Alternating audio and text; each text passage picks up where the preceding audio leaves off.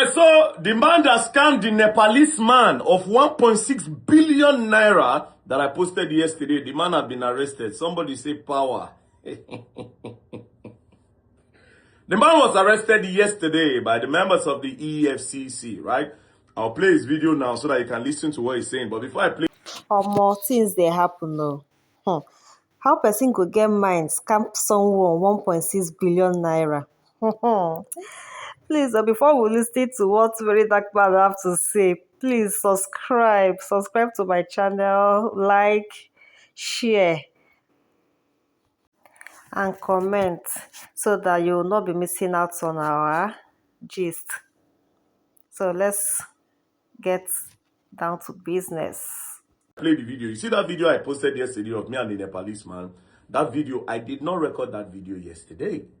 I recorded that video on Thursday, 25th of June, 2026 at about 2:50 p.m. That was when we recorded the video, but I did not post the video immediately. The reason why I didn't post the video that day was because if I had posted that video that day, that man that was arrested yesterday would have probably seen the video and maybe if I don't run, come up from Nigeria.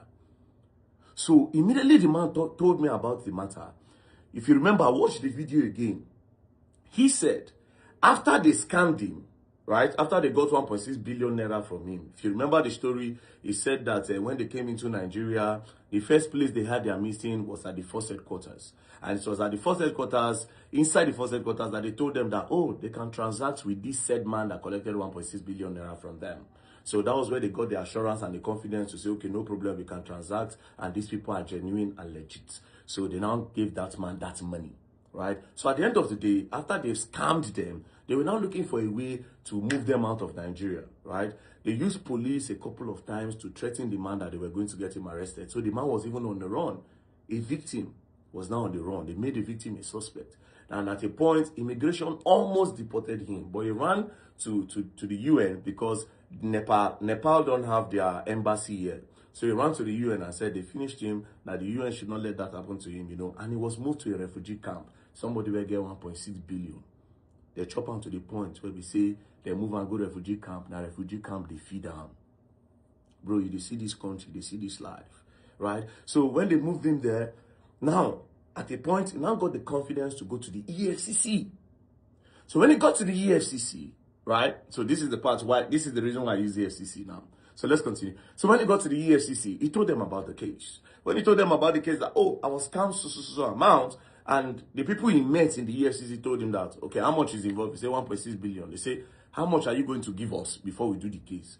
And because he didn't have anything to give them, they abandoned him. And they left the case. And he has been depressed and he has been frustrated until somebody told him to come and meet VeryDarkMan. So immediately after I narrated the story, I just carried him sharp straight to the EFCC on that same day that he came to me, Thursday, 25th June 2026 at about 2:50 p.m. I took him straight. I said, enter my motor. We entered my car with my admin in the office. We just went straight to the EFCC. When I got to the EFCC, I met one of their top officials. I said, oh God, look at what is going on, right? That he came to the EFCC and EFCC told him that he must give them money for them to start the case. The Oga was very surprised. He said, that's not possible. The Oga saw with everything that is not possible. I asked the guy, where did you come? He said, yeah. The Nepalese man almost walked me to the office where they told him that thing. That's how well he remembered the place. The Oga was really confused, right? We argued a couple of minutes. He said he's not here. At the end of the day, God so kind. The Nepalese man had a copy of the petition that was written, that they wrote from that office, and it was assigned to the office. So when he brought it out, the Oga was so disappointed. He said, you know what? Let them bring all the people involved. You know, so they were going inside to talk to the people involved. He now said we should go up. So when we went upstairs, we met another Oga that is bigger than this other Oga that we met. So that one now said, He told the man to explain. The man explained himself. He said, not to worry, right? This is EFCC. We'll track the case file and we'll bring it. So at the end of the day, when they found out that truly the man came there, then Senior Oga now said he's giving them 2 weeks. That you see that money, that they must arrest this man first of all, and that money, they will recover that money and give it to the man. So in that 2 weeks, I kept quiet, right? But it's not up to 2 weeks. Yesterday, the man was arrested, right? So I will play the video now so that you can listen to what the man is saying. Then you will know how deep this case is, right? This case is actually very, very, very, very deep, right?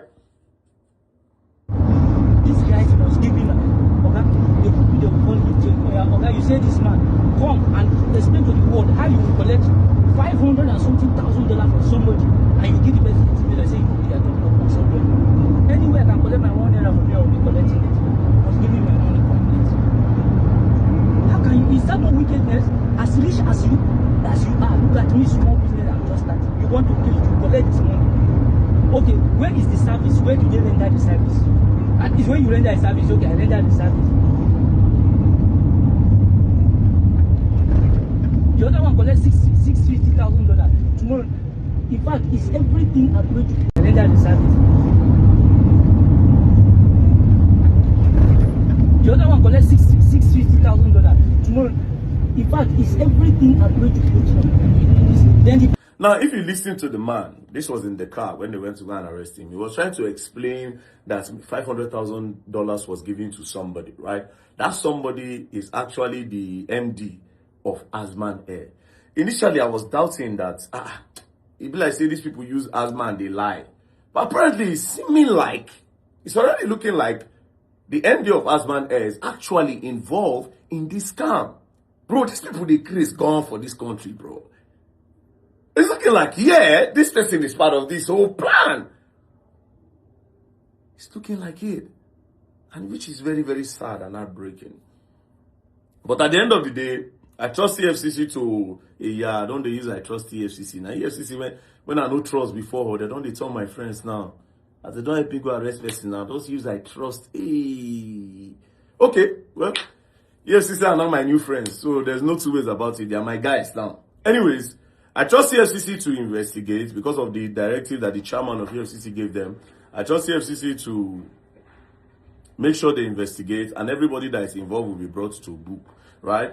Now, if you remember, when this man talk about the police, me and the new IG, Olatunji Rilwan Disu, I've known him for a long time, right? Because of, we have taken cases to him, right? When he was the CP of FCT, a lot of cases were solved under him. So, to me, based on my own experience with him, he's a very good man. So when they told me that they were scammed at the police force headquarters, I asked him the year. During the time that he was scammed, it was Kayode Egbetokun that was the Inspector General of Police, right? So it wasn't Disu. So what I did was this. If I had gone to Disu instead of EFCC, maybe if I had gone to him and said, okay, look at what is going on, he would say, this thing happened. Okay, you investigate this matter and make sure you arrest all those officers that is involved and make sure we get this money back. But here's where the problem will happen. It's possible that those officers that will give this matter to investigate, it's possible that maybe they might know one or two persons. So they'll look for a way to water down that part of arresting those officers. Maybe they might get this man's money back. But you see that part of those officers that are involved using the force headquarters to do fraud, they might not be arrested. So by now going to EFCC now no be police. So they will investigate those policemen that are involved. They will be brought to book. Then they will hand their names over to the Inspector General of Police, which is Olatunji Rilwan Disu. Then we can now know them. So this is the reason why, instead of going to my guy, you understand, I went to my former enemy, EFCC people, who are now my friends. Because you see, at the end of the day, right, what we want is the progress of Nigeria. Me, I cannot live anywhere else, right? And I've told myself that I will always use my platform to fight against these corrupt people that are trying to ruin this country. Imagine a foreigner coming into Nigeria and he wants to come and invest, right? Because if he was getting a genuine flights travel agent, that person would have made money from him and he would have spent that money in Nigeria, therefore boosting our economy, you know. But instead, they turn around, they scam the man. That is not the face of Nigeria. There are a lot of genuine business people in this country that don't get business anymore because of these bad eggs that have ruined the face of Nigeria and turned it into a scam nation. So this is why I will always use my platform to fight. I don't care whoever that is involved when it comes to like corruptions like this, especially when it involves like international people, foreigners. You get the thing they be, you go spoil my country. We don't have anywhere to go. We in Nigeria will go live and Nigeria will go end. We are not living it. I don't go Europe, God so kind. I don't go Europe, I don't go Asia. I don't travel well. So I don't say anything for there when I like.